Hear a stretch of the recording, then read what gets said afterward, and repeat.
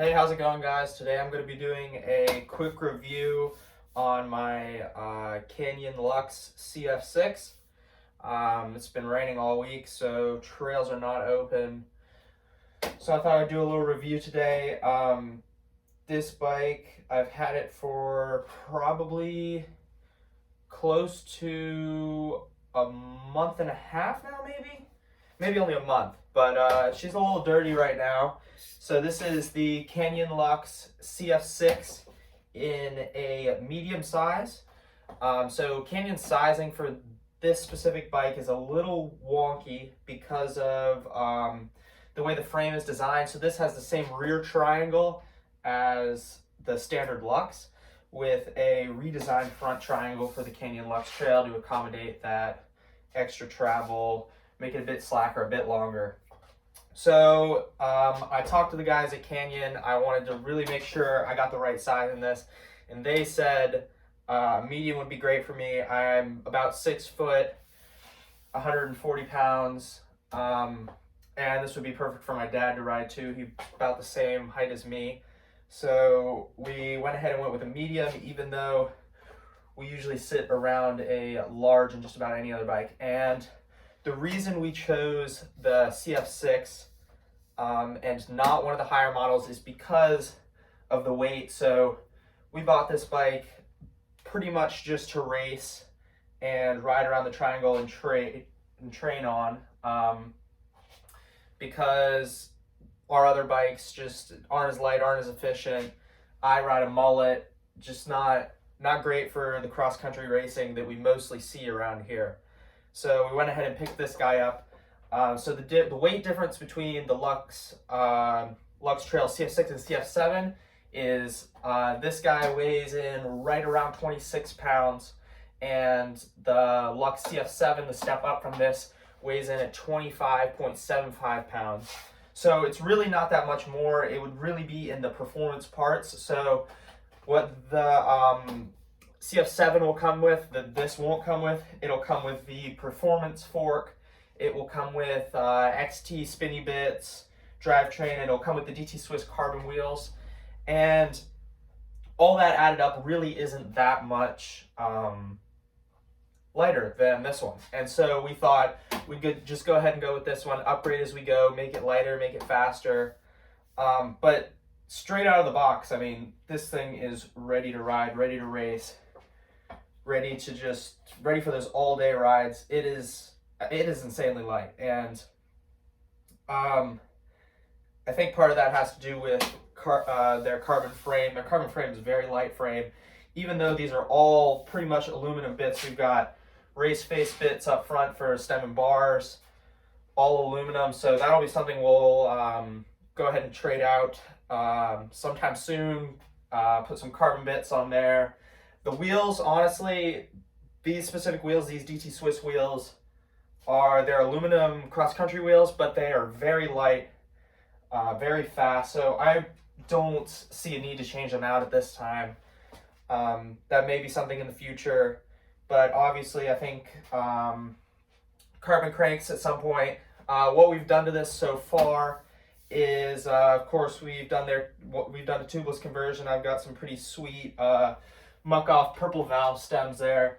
I threw some ESI chunky ribbed grips on here, and I'm not a huge fan of ESI grips just because you can rip them up really easily. They get trashed pretty easily.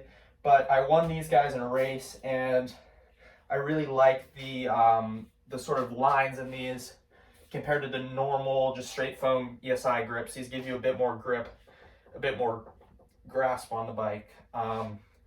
Other things, we've got some Crank Brothers Candy pedals on here. Amazing pedal. The only complaint that I have is maybe the spindle could be a tad bit longer, especially with this frame. I get some rubbage with my shoes on the chain stays and seat stays here, and that leaves little marks, but it's all just rubber coming off the shoe. It's pretty easy to wipe off.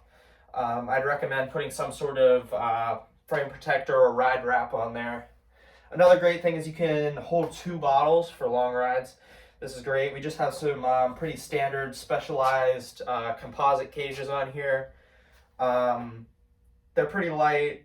I mean, we could eventually upgrade to carbon ones. I don't really see the need for that at the moment, especially in a racing situation. I won't need both of them. I'll probably only need one, depending on the race. And I was very pleasantly surprised by these tires. I've never owned any Schwalbe tires before, but these are pretty fast. This tire in the back is, I would say, a little bit more beefy than a Aspen. It's probably closer to a Recon, somewhere in the range of Recon, or if you are a Trek guy, the XR3 team issue tires. I'd say this Racing Ralph lines up pretty similar with that. I like this chunkier tire on the front. It's really nice in the wet, especially around here. Right now in the winter, we're just getting dumped and dumped and dumped with rain. I mean, we've been riding the same trail system for weeks. We haven't had much variation because everything's closed. So I think one of the things that also threw me off a little bit with this bike was how high the seat tube sits, and that's part of the thing that messes a little bit with the sizing. So the seat tube is pretty high. It sits at I think 465. Yeah, 465. So the seat tube sits at 465. It's jacked way up. I actually love this Fox transfer dropper. It's really short, 125 mil, but that's really all you need on this bike to get the saddle out of the way. It doesn't have a paddle lever because the paddle spot is taken up by Fox's 3-position remote lockout, which works with the Fox Performance float rear shock and this Stepcast 34 in the front here. And I mean, I've had absolutely no issues with the suspension. I'm still trying to get it dialed in, but I really love this twin lock feature. It's really nice if you hit a climb or you're jumping out onto the gravel, onto the fire road. You can just click that down. There's 3 positions here. You got fully open. So this is for the shock and the fork. You can't adjust them differently. So fully open on shock and fork. Then you've got kind of a trail climb mode where stiffens up the rear shock a bit, leaves the fork a little bit open, and then you've got a full lock where you've got almost no squish in the rear. You've still got some in the front. That's pretty much up to how you tune it though, so you can tune it to be different like that. Yeah, so that's it with the suspension. It's got Shimano spinny bits, Shimano SLX, and I've never been a huge Shimano guy. I like their brakes. I have SRAM brakes on my enduro bike. I mean, not a huge fan. I like these Shimano brakes. They have some really nice levers on them. However, never had Shimano spinny bits on the rear of any of my bikes. I mean, no problem so far. You've got a big old front chainring here, so you're getting lots of power out of that. Altogether, it feels pretty nice. Their shifter's pretty sweet. You can use it as a paddle, or you can trigger it to downshift or to upshift there. I mean, these are 2-piston SLX brakes with some pretty small rotors. I want to say it's 160 in the rear, maybe 180 up front, but I've had absolutely no problems with stopping power, especially around here where we ride. Absolutely no problems. The reach on this is 460, so it is a tad bit longer reach. You can obviously mess with that a little bit by putting a shorter stem on. It does have a pretty long stem on here. But one of the things I did was slide the saddle as far forward as it will go, which also gives you a nice slant. This saddle's not very comfortable, and once you get into that slant, it is a bit more comfortable. I just say when it comes out of the box, you really got to tune it and get it right, because the first time you're going to sit on it, it's just not going to feel right. You're really going to want it sitting more forward. You can tell pretty visually. It's hard because it's on the stand, but we have quite the angle going here, but it feels amazing on the bike. I mean, other than that, we've still got the box back here in the background. It's taking up like half the garage. Super seamless delivery and everything from Canyon. This bike comes in, I want to say right around